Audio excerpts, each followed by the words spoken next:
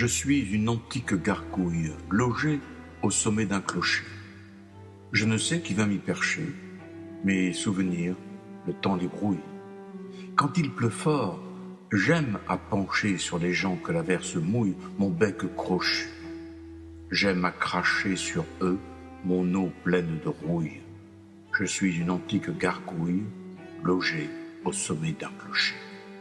Jean de la ville de Mirmont.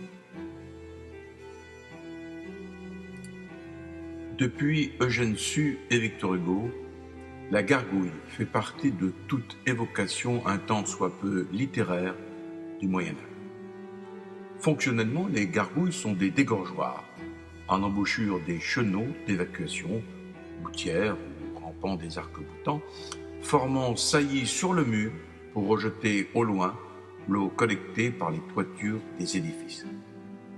À ce titre, elles sont indissociables de l'évolution de l'architecture gothique où les hauteurs dorénavant atteintes obligent à diviser les flux et à multiplier par conséquence les dispositifs d'évacuation.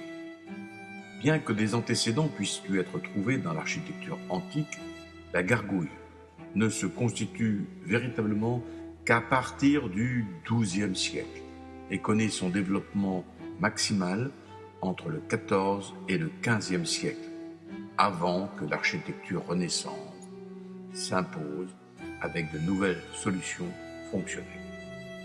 Très souvent, le mot gargouille est employé à tort pour désigner les chimères et bestiaires fantastiques de bien des édifices médiévaux, pourtant dépourvus de tout système d'évacuation. Ces sculptures, situées par nature dans les hauteurs et difficilement visibles, servent parfois au déploiement d'une imagerie riche et variée, dont la signification précise a été l'objet de nombreux débats.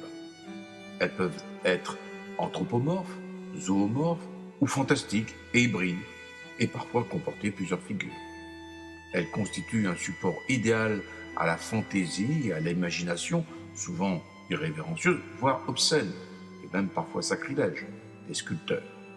Clercs déféquents ou fornicateurs, femmes luxurieuses, lions, chiens, ânes, dragons, figures diaboliques et oiseaux fantastiques.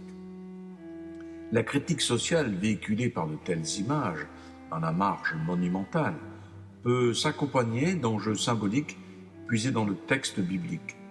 Elle témoigne surtout d'un effacement du démoniaque au profit du rire satirique dès le XIIIe siècle.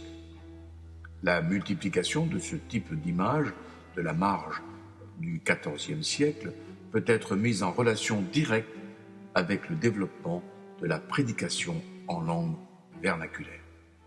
Ce texte est de Jean-Marie Guillouette.